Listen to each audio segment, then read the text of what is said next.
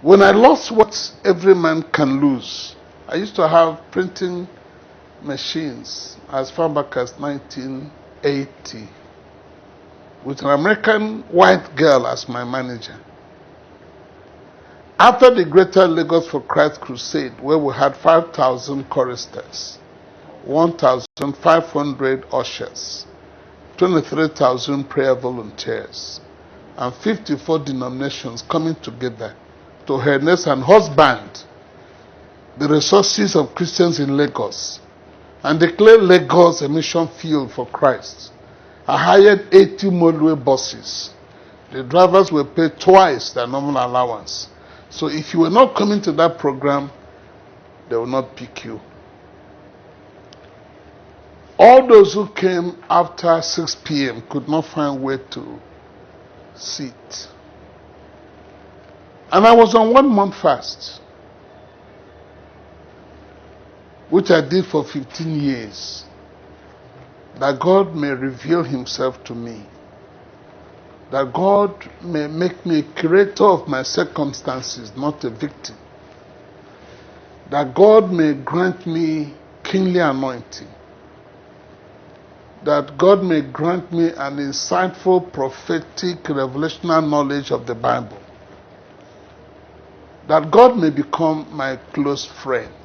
2 weeks after, we were sleeping in one room, my wife and I. And God said, no, God said to me, I'm going to test you to know why you love me. In that test, some people will die. And I said to God, let everybody die, but don't let my wife be amongst them. I have a traveling ministry. She's a pillar of the family and the ministry. If you remove her, everything will collapse. I begged God to change that proposal. He refused. So on the 12th day of September 1985, 5 a.m., Armed Robbers came to my office, removed every equipment, every furniture in the office. And God said to me, everything they have removed from your office be given to them as a gift. Don't fight any of them. I am the hand behind what is happening. I said to God, that's not how we operate in Nigeria. When somebody robs you and you have influential friends, you call them to fight for you. And God said, no. Unless I approve, nobody can lay his hands on you. So I told my wife, this may be the day God was talking about. You drive one car, I'll drive the other car. And my wife said, no, I am pregnant.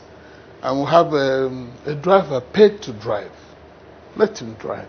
The driver drove into a river on my way to my village. And the car somersaulted in the air and went into the river with the roof and the 4 tires up. With my 2 children in that car and my 2 cousins also. When I dived in to bring the children out, my wife also dived in. She doesn't know how to swim. I grew up in Ogoni. She grew up in Ogoja. As she was drowning, she had sunk 6 times, leaving only 1 more time.